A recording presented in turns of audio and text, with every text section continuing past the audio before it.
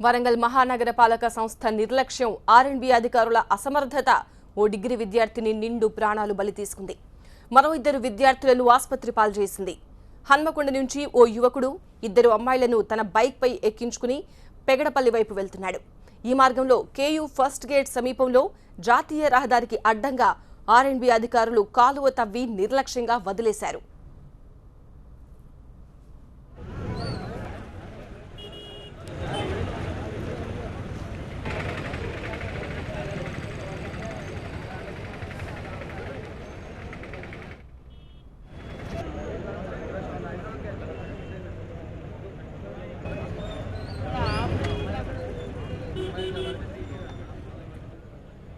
కనీసం ఈ కాల్వను గుర్తించే విధంగా ఎలాంటి హెచ్చరిక బోర్డులు కూడా ఏర్పాటు చేయలేదు.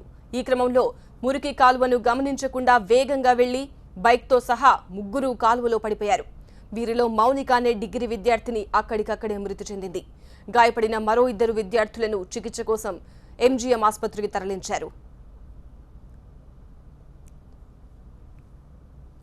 రోడ్డుకు అడ్డంగా ఇంత పెద్ద కాలువ నిర్మాణం చేస్తున్న ఆర్ఎండ్బి అధికారులు నిర్లక్ష్యంగా వ్యవహరించారు. కనీసం కార్పొరేషన్ అధికారులు కూడా హెచ్చరిక బోర్డులు కూడా పెట్టలేదు. అధికారుల నిర్లక్ష్యమే ఈ ప్రమాదానికి కారణమంటున్న స్థానికులు నిర్లక్ష్యంగా వ్యవహరించిన అధికారులు, సిబ్బందిపై కఠిన చర్యలు తీసుకోవాలని కోరుతున్నారు.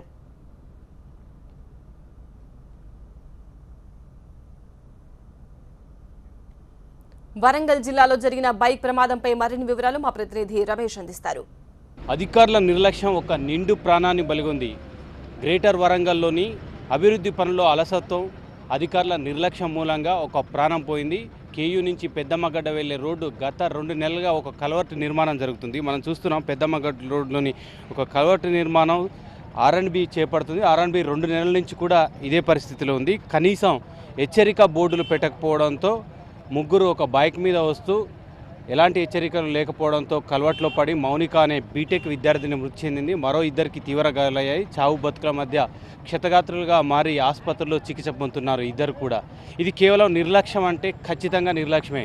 ఇది గ్రేటర్ వరంగల్ అధికారుల నిర్లక్ష్యం అనాలా లేదా ఆర్ఎండ్బి అధికారుల నిర్లక్ష్యం అనాలా? ఇక్కడ చూస్తే ఇది 6 లేన్స్ రోడ్ చేస్తున్నారు. కేయూ నుంచి పెద్దమ్మగడ్డ వైపు వెళ్ళే ములుగు రోడ్ను 6 లేన్స్ రోడ్గా చేస్తున్నారు. 2 నెలలుగా కల్వర్ట్ నిర్మాణం జరుగుతుంది. ఒక కనీసం హెచ్చరిక బోర్డు లేవు. నిన్న రాత్రి ప్రమాదం జరిగింది. మౌనిక అనే బీటెక్ విద్యార్థి మృతి చెందిన తర్వాత కూడా ఇక్కడ ఎటువంటి హెచ్చరిక బోర్డు లేవు. కనీసం కొన్ని రాళ్ళు అయితే పెట్టారు. నిన్న ఈ రాళ్ళు కూడా లేవు. నేరుగా అక్కడి నుంచి అటువైపు నుంచి వస్తూ పెగడపల్లి నుంచి కేయూ ఎక్స్ రోడ్ వైపు వస్తూ ఆ బైక్ యూనికార్న్ బైక్ ఇందులో పడి ముగ్గురు ఇందులో పడిపోయారు. ఒకరు మృతి చెందారు. ఇద్దరు కూడా అపస్మారక స్థితిలో ఉన్నారు. ఇప్పటికీ కోమా నుంచి తేరుకోలేదు. ఇద్దరి పరిస్థితి కూడా ఆందోళనకరంగా ఉంది. హెచ్చరిక బోర్డులు లేకపోవడం కాకుండా ఇక్కడ వీధి దీపాలు కూడా లేవు.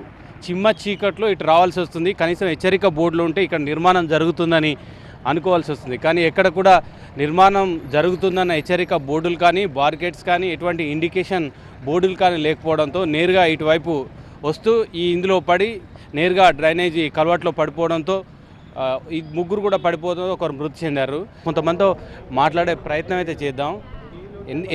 ఎంతకాలం నుంచి నడుస్తుంది సార్? ఇది 1.5 మంత్ అయింది సార్. 1.5 మంత్ అయింది. నైట్లో ఇక్కడ లైట్లు ఉండవు, కనీసం బోర్డు ఉండదు, రోడ్ డివైడర్ ఉండదు. చాలా ప్రాబ్లం అవుతుంది సార్. దయచేసి అధికారులంతా కలిసి ఇప్పుడైనా దాన్ని చేయాలని మేము కోరుకుంటున్నాం. చాలా ప్రమాదాలు అవుతున్నాయి. అధికారులు తొందరగా బోర్డులు అవి పెట్టి తొందరగా పని పూర్తి చేయాలి. వాళ్ళ నిర్లక్ష్యంతో ఈ ప్రమాదం జరిగింది.